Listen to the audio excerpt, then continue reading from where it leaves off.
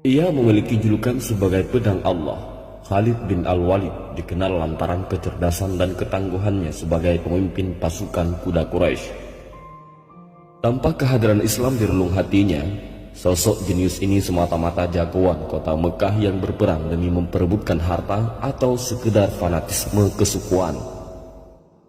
Khalid awalnya termasuk musuh Islam yang paling keras. Dalam perang Uhud, ia memimpin pasukan kuda Quraisy yang berhasil memukul balik pertahanan kaum muslimin.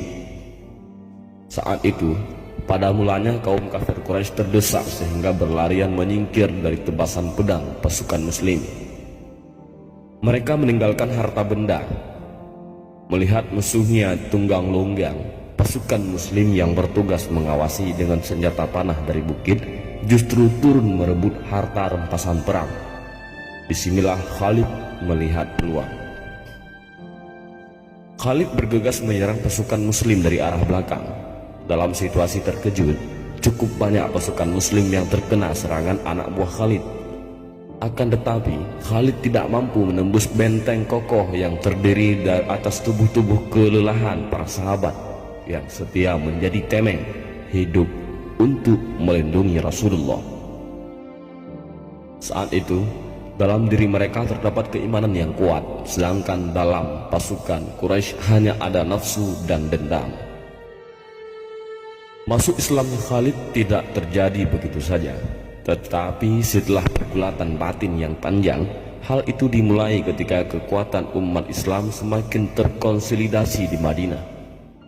Di sisi lain, kondisi di Mekah kian melemah.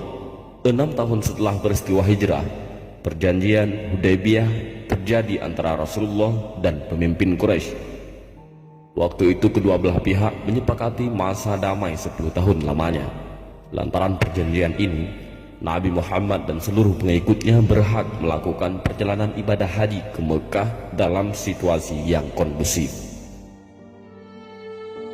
Khalid mengamati langsung bagaimana umat Islam berbondong-bondong bergerak bersama-sama dari Madinah ke Mekah hanya untuk satu tujuan, yakni menuntaskan kerinduan pada kampung halaman serta menjalani ibadah haji.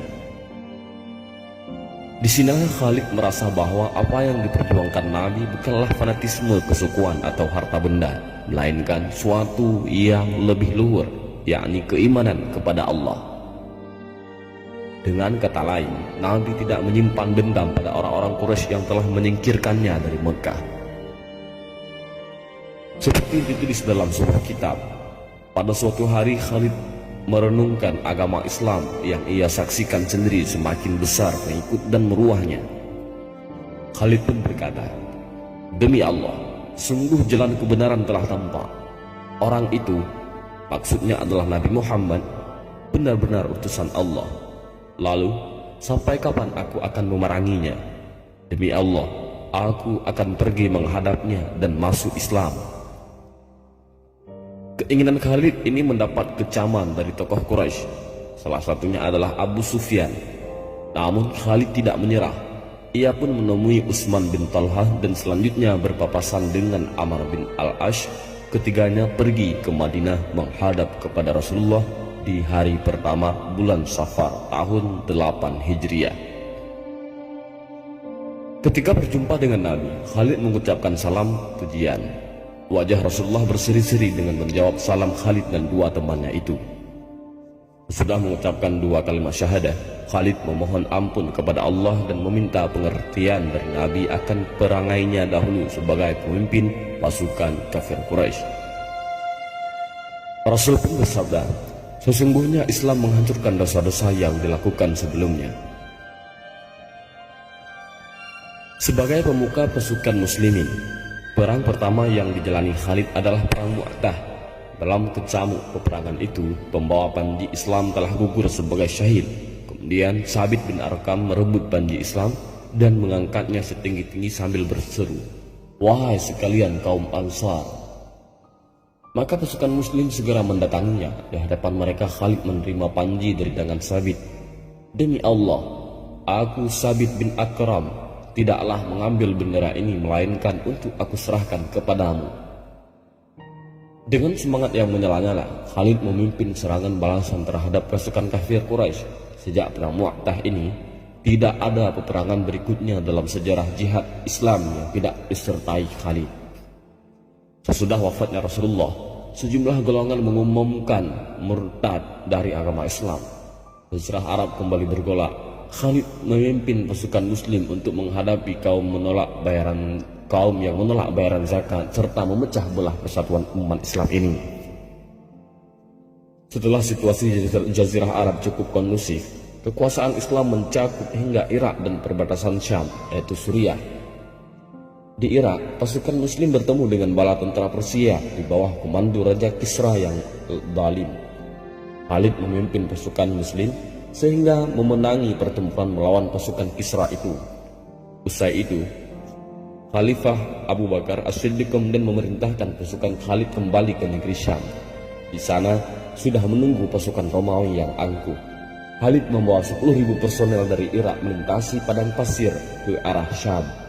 Mereka menerobos gersangnya gurun dengan perbekalan seadanya. Namun, semua dilalui dengan kepatuhan, keimanan teguh, dan kesabaran. Sesampainya di tujuan, Khalid melihat pasukan Romawi yang begitu besar jumlahnya. Ia tidak gentar dan segera mempersiapkan perlengkapan perangnya. Pertempuran antara pasukan Romawi dan pasukan Muslim terjadi di Ajnadin. Kemenangan berada pada pihak Khalid. Setelah itu, pasukan Muslim bergerak menuju medan Yarmouk, di mana pasukan Romawi lainnya sudah menunggu. Saat itu, jumlah pasukan Muslim tak lebih dari 45.000 personel, sedangkan pasukan Romawi terdiri atas 200.000 prajurit dengan perlengkapan perang yang lebih unggul.